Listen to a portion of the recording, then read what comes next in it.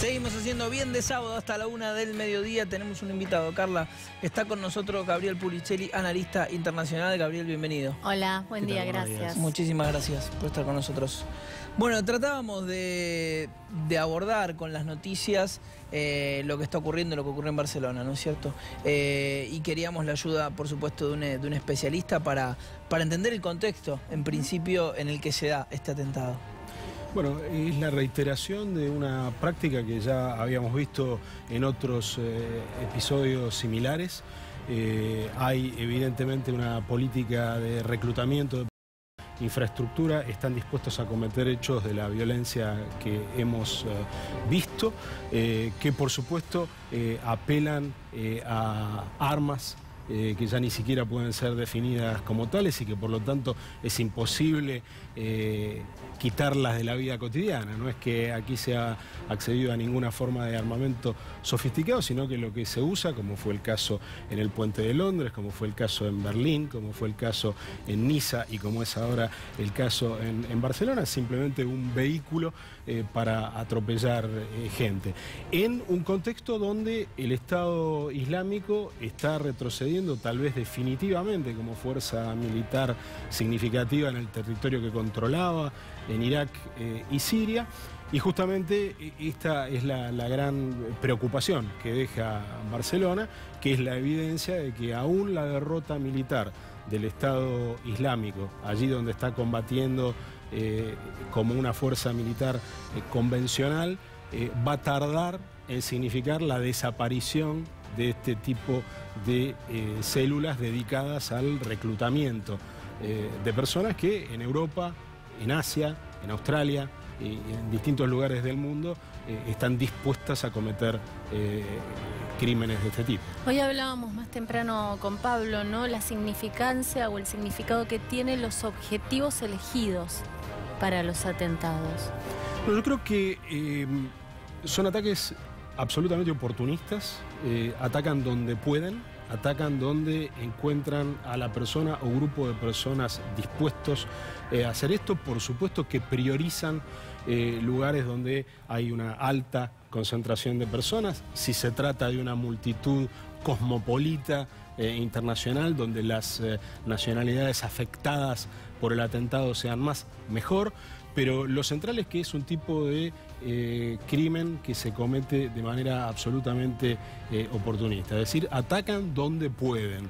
Han demostrado hasta ahora que pueden atacar en puntos particularmente sensibles, pero efectivamente el tipo de multitud afectada por un atentado como el de Barcelona, con más de 30 nacionalidades entre las víctimas, es muy distinto de lo que sucedió en Estocolmo, que es una ciudad menos cosmopolita y donde prácticamente los afectados fueron víctimas también de un país, inocentes, ¿no? Decíamos hoy, ¿no? O sea, no se atacan centros de poder, políticos de renombre, no, sino el común de los mortales. De ninguna manera, porque bueno, justamente esta es la lógica absolutamente distinta que tiene Estado Islámico respecto de otros movimientos políticos que han usado tácticas terroristas en el pasado. El objetivo declarado del Estado Islámico es el califato mundial. Es decir, es la dominación del planeta, es una idea totalitaria de imponer una versión que es minoritaria y extrema del Islam al conjunto del planeta, y por lo tanto no hay un centro de poder que pueda atacar, porque no es un proyecto político ni de liberación nacional, ni anticolonial. No se trata de un proyecto que tenga un enemigo preciso, sino que se propone, es un proyecto totalitario que se propone imponerle una versión, insisto, absolutamente minoritaria y fundamentalista de una de las religiones monoteístas a toda la población del mundo. Gabriel, cuando uno trata de pararse en un lugar de cierta equidad o intenta como puede, digamos, en términos de lo que sucede en Occidente con estos atentados y lo que sucede en Oriente en esta cotidianidad de guerra, donde también mueren civiles, mueren niños, uno dice, bueno, estamos sufriendo, en tanto occidentales si se quiere, lo que sufren allí también cotidianamente y todos los días. ¿Te parece que que es así de lineal o tenemos que intentar complejizar un poco este análisis? Quiero decir, con el final del ataque de Occidente a Oriente, si ocurriera, se terminan los atentados. ¿Cómo, digo, cuál es la relación política real entre estos dos fenómenos? No, yo creo que en el caso particular de Estado Islámico no hay modo de desactivarlo simplemente evitando la intervención en algún lugar como Medio Oriente. De hecho, en Medio Oriente, Estado Islámico forma parte de un dominó muy complejo de múltiples fuerzas que combaten contra países de Occidente, que combaten entre sí, y la relación entre esa actividad de Estado Islámico en el terreno, en Irak y Siria, en Libia, tiene relativa independencia de estos objetivos más ambiciosos de Estado Islámico en imponer el califato mundial. Hay una lógica de la, digamos, hay que recordar que Estado Islámico se hace fuerte luego de la primavera árabe, cuando los regímenes laicos, como el de Gaddafi, como el régimen egipcio, como el régimen sirio, deciden reprimir a sangre y fuego la protesta popular, y en ese contexto Estado Islámico logra reclutar números significativos y hacerse, sobre todo en el caso iraquí, de recursos muy significativos para llevar adelante una guerra convencional allí. Es decir, que Estado Islámico, en primer lugar, está enfrentado primordialmente, o estuvo inicialmente enfrentado primordialmente con regímenes laicos del mundo árabe. El enfrentamiento inicial de Estado Islámico no fue con Occidente. Por supuesto que apela a un sentimiento antioccidental en parte de la opinión pública de los países árabes para justificar este tipo de ataques. Pero, insisto, Estado Islámico es muy distinto de otros movimientos políticos, incluso del mundo árabe, en el sentido que no se plantea objetivos de reivindicación nacional acotados, como puede ser el caso de Palestina, como pueden ser las reivindicaciones democráticas de los sectores oprimidos por los regímenes autoritarios en los países árabes, sino que, insisto, se propone esta idea del califato mundial. Y se habla de la financiación de Estado Islámico, de cómo se financia Estado Islámico, y se habló de Qatar.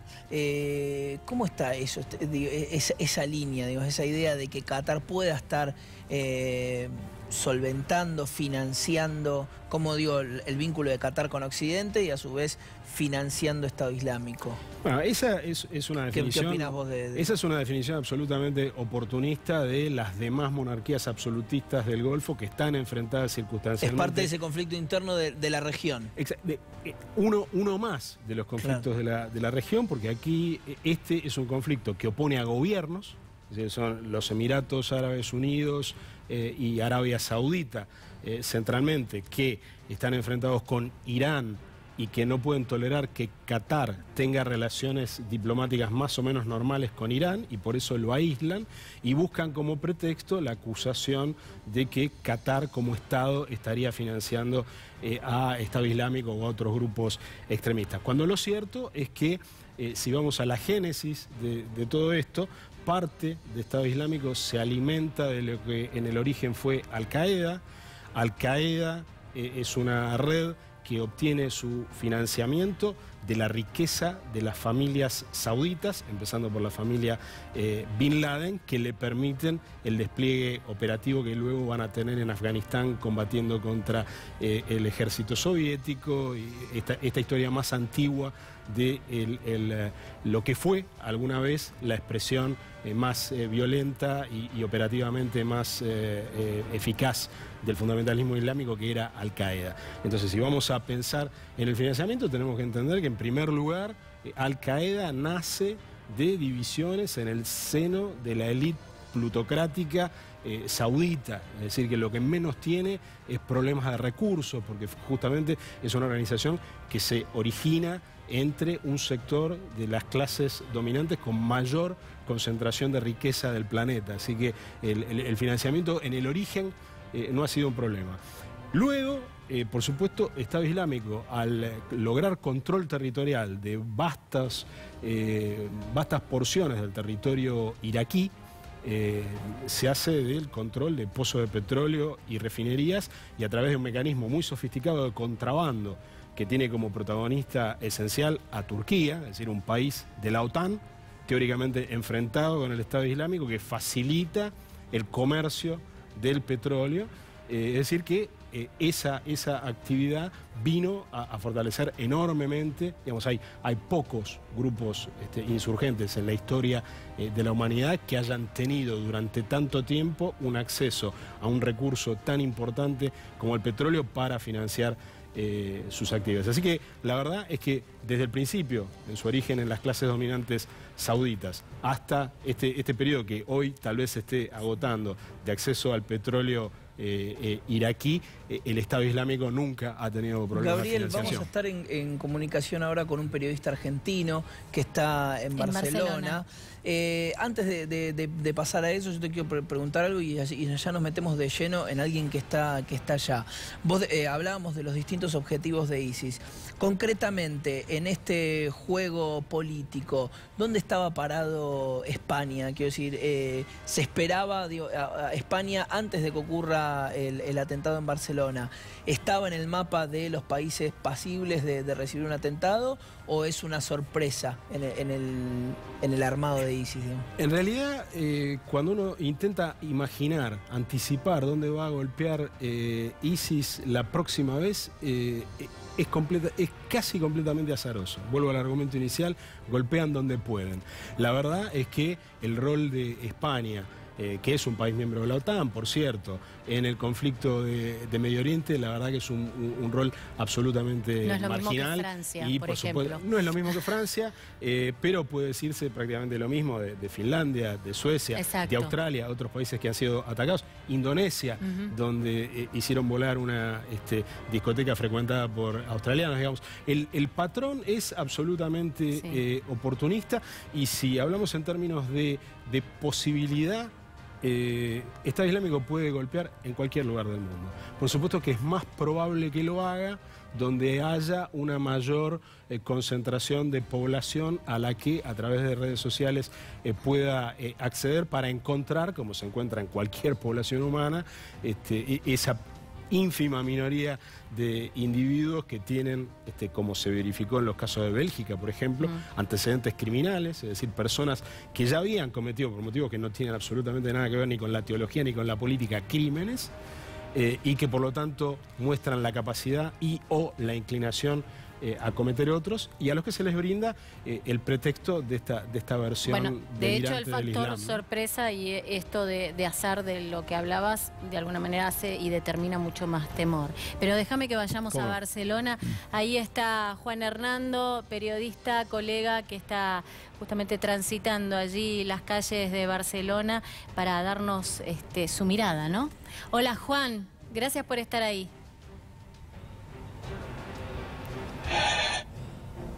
A ver si podemos comunicarnos. Hola, hola. Ahí te estamos viendo y escuchando. Hola, Juan.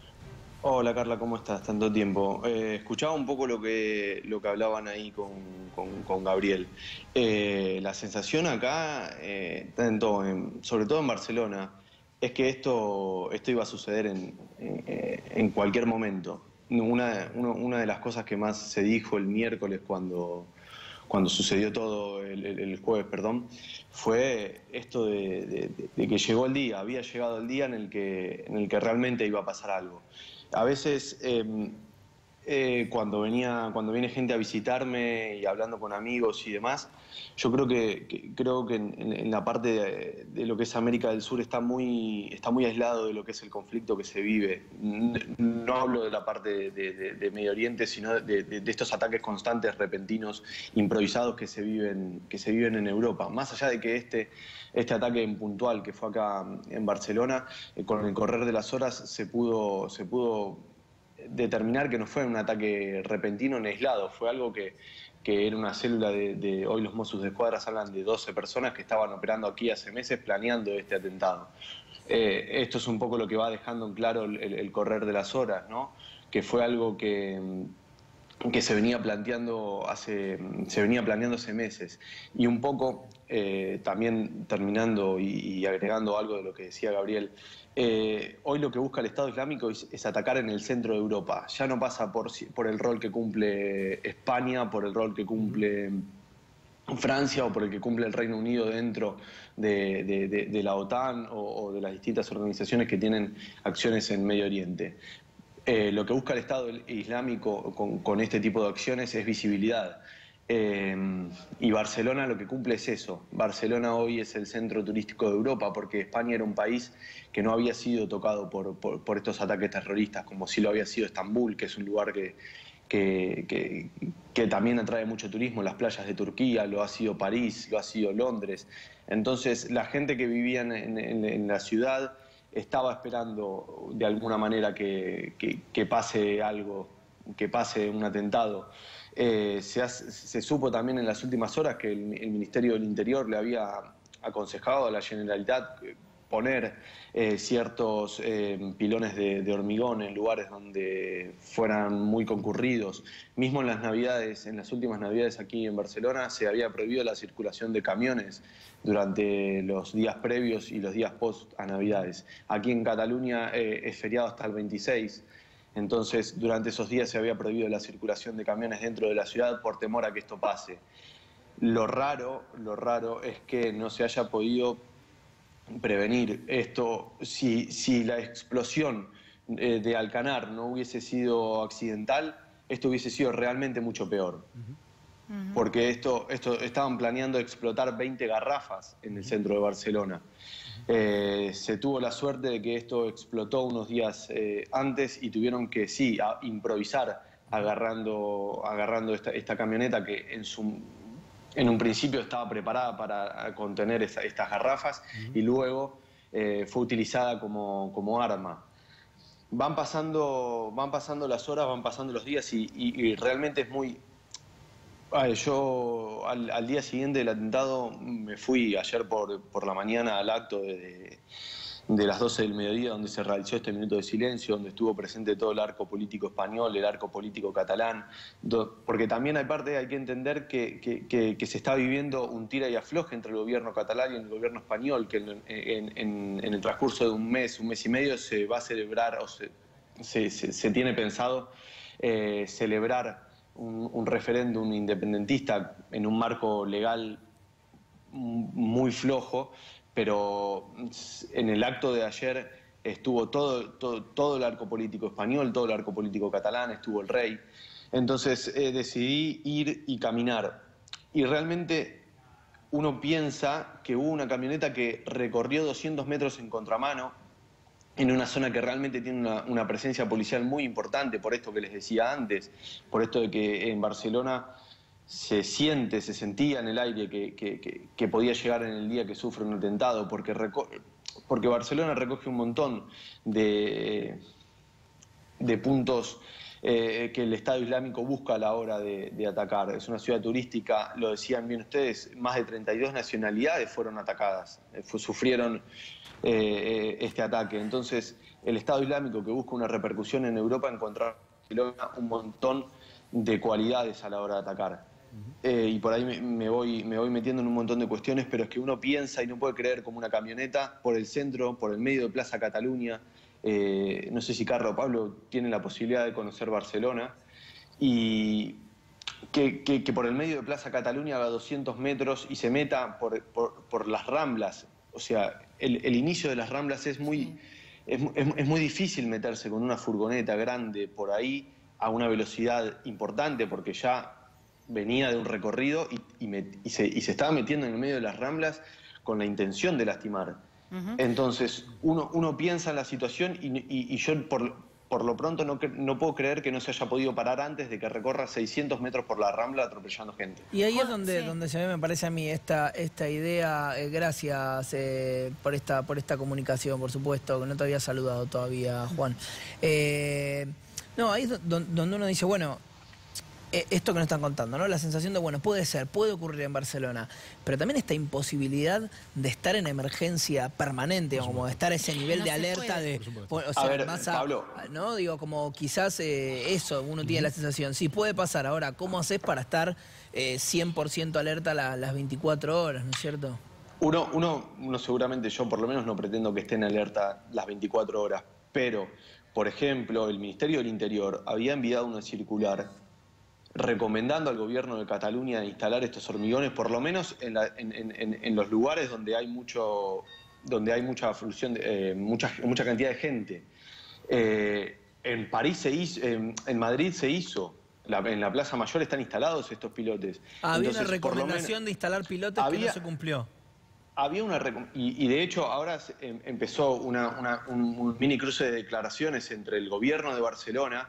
Gerardo Pisarello es tucumano, se vendría a ser el vicealcalde de Ada Colau, la alcaldesa de Barcelona, que empezó a hablar de que el gobierno de la Generalitat, el gobierno que es el núcleo de las 4 provincias que incluyen Cataluña, son Girona, Tarragona, Barcelona y Lleida. El gobierno de la Generalitat fue el que decidió no hacer caso a esta recomendación del Ministerio del Interior de España y simplemente reforzar la seguridad. No prevenir con la instalación de estos pilotes de hormigón para que las furgonetas no puedan circular en los lugares donde hay mucha afluencia de gente. Entonces, hubo una recomendación, había un estado de alerta. Se sabía, el gobierno español y los Mossos de Escuadra han desactivado muchas células yihadistas importantes dentro de Cataluña. En Barcelona ciudad fue que han desactivado células, no estamos hablando de pueblos como puede ser Alcanar o Ripoll, donde fueron detenidos algunos de estos terroristas. Fueron mismo en el Raval, que es el barrio pegado a las Ramblas. Entonces, había un estado de alerta. No es que... ¿Cómo lo puedo poner en palabras para que no sea fuerte? No es que a la gente se le ocurría pensar que podían atentar, no. Había operativos, había recomendaciones del Ministerio del Interior, hubo un montón de cuestiones que se desatendieron. Mismo hoy, la policía y los Mossos de Escuadra todavía no saben quién fue el autor material, quién era la persona que estaba conduciendo la furgoneta. No se sabe, no han dicho, es esta persona y la estamos buscando. No. Hoy los Mossos de Escuadra han dicho que creen que era una célula integrada por 12 personas, 5 personas que fueron abatidas, otras tantas que están detenidas y una persona que está prófuga, que todavía no la han podido encontrar. Eso es otra de las cosas que es difícil de creer. Bien. Hoy ha hablado, perdón Carla, quiero completar esto. Dale. Ha hablado el ministro del Interior y han decidido no elevar el alerta a nivel 5. Están 4 sobre 5, pero España viene estando en 4 sobre 5 hace mucho tiempo. No es que estaban en 3 y lo elevaron a 4 y prefieren no elevarlo a 5 para no alarmar a la gente. España vive en un estado de alerta 4 hace mucho tiempo. El ministro del Interior dijo en conferencia de prensa hace instantes que decidieron el gabinete de crisis o el gabinete de crisis que se junta para analizar cada vez que hay, por ejemplo, un atentado en París, se juntan y deciden no vamos a elevar el estado de alerta en España. Dijo hace minutos que han decidido no elevar el nivel de alerta porque no están en riesgo de atentado.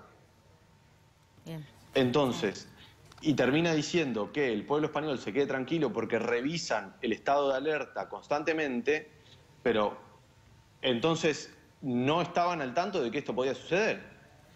Muchísimas gracias, Juan, por esta comunicación. Perdón, Pablo, pero que es un tema que a nosotros los que estamos acá y estamos pensando y vivimos la ciudad, vemos cosas que te dejan con un nudo en la garganta. Te dejan con un nudo en la garganta realmente que no se haya hecho caso a las cosas que estaban siendo investigadas, a las recomendaciones que se habían dado. Te deja helado pensar que una furgoneta hizo 200 metros por el centro de la ciudad y recorrió 600 por las Ramblas. Imagínate una camioneta recorriendo 600 metros por Florida un martes de mayo a las 12 del mediodía. Claro. Sí, sí, 600 metros. Es una locura. No los paró nadie. En el inicio de las Ramblas está lleno de policías y nadie paró esa camioneta que ya venía en contramano antes del inicio de las Ramblas. Está clarísimo. Y es muy interesante el dato que aportaba Juan de las recomendaciones recibidas que no fueron escuchadas. Seguramente eso será fruto de muchas idas y vueltas entre funcionarios. Juan, ya empezó eso, claro, Pablo. No, perdón. No, te pedimos disculpas, tenemos que seguir acá, pero realmente muy útil escucharte. Te agradecemos muchísimo estos minutos realmente y seguramente en otro momento te volveremos a molestar. Una alegría hablar con vos. Muchas gracias, Carla. Un beso grande. Chao, hasta luego, Pablo. Juan. Bueno, lo decía recién Juan, ¿no? Y Gabriel, o sea, esto fue un ataque al centro de Europa. No importaba qué ciudad. Efectivamente, y justamente creo que el testimonio de Juan es muy valioso en el sentido de que el objetivo buscado por Estado Islámico también es el cierre de las sociedades abiertas. O sea, lo que busca el Estado Islámico con este tipo de atentados es poner en una situación de zozobra tal a las sociedades, de impulsarlas en la dirección de un control total. Y el control total es incompatible con la democracia, el control total es incompatible con la libertad. De hecho, están siempre en un grado de alerta. Estar aún más en alerta ya es entrar dentro de las libertades individuales. Efectivamente, no hay modo de evitar esto, digamos, es un tipo de práctica que es tan fronteriza con la criminalidad común que uno debería asumir, lamentable y trágicamente, que es casi tan difícil de erradicar como la criminalidad común. Y una cosa, Gabriel, perdón, antes de despedirte, porque me parece importante. No desconocer que esto ocurre en Barcelona, que ocurre en Cataluña, ¿sí? Que nosotros desde aquí lo vemos y está bien que así sea, digamos, hablamos de un atentado en España, nuestro obelisco aquí en la ciudad de Buenos Aires como homenaje estuvo iluminado, estuvo allí la bandera española, pero hay algo que pasa, que uno puede desconocer, que pasa allí, que ellos se reconocen en Cataluña, digamos, ¿no? Esta división existe, es clara. A niveles de que, o sea, en Cataluña uno escuchaba las anécdotas del Mundial, digamos, y bueno, el Mundial lo ganó España, ¿no es cierto? Hay eso, digamos, en ese sentido, y ellos diciendo, bueno, vamos a seguir con el camino independentista. ¿Cómo juega este atentado? ¿Influye en esto para un lado, para el otro, en la gente? Bueno, la verdad que es muy temprano para saber en qué sentido va a influir, pero sí hay que decir que es claro que el Estado Islámico busca situaciones de conflicto preexistente y trata de ejecutar acciones que puedan potenciar esos conflictos entre aquellos que ellos están atacando. Por supuesto, al Estado Islámico tanto le da, si el costo político de esto lo paga Rajoy, lo paga Ada Colau, que es una alcaldesa de izquierda no independentista, o el gobierno independentista de Cataluña. Es decir, aquí hay tres actores, claro. Es una de las situaciones más calientes y más complicadas de España. Si la acción de Estado Islámico provoca divisiones, cruces de factura, una caída de la alerta por falta de coordinación de los distintos niveles de gobierno, eso va a ser pura ganancia para el Estado Islámico, y de vuelta, es un patrón que lo hemos visto cuando actuaron muy pocas horas antes de las elecciones en el Reino Unido, tratando de favorecer el resultado de la derecha y buscando una polarización del sistema político, las acciones pocos días antes de las elecciones en Francia, donde también buscaban facilitar en esta lógica de cuanto peor mejor el ascenso de la ultraderecha como una reacción islamofóbica a la acción de un grupo que no representa al Islam en su conjunto, sino una visión minoritaria y excluyente que además tiene por principales víctimas o tiene más víctimas entre quienes profesan la fe islámica que entre los que profesan cualquier otra fe. Es decir, esto efectivamente está en el centro del pensamiento de Estado Islámico, y así como decíamos antes, que ataca donde puede, entre todos los lugares donde puede atacar, es evidente que está eligiendo, cuando puede elegir, aquellos lugares donde el daño no solo es mayor en términos materiales, sino donde pueden suscitar una situación política que favorezca más aún sus objetivos con la división de las sociedades atacadas. Muchísimas gracias, Gabriel, por estar con nosotros. Gracias, un placer. muy amable. Gracias. Bueno, tenemos un pedido de paradero.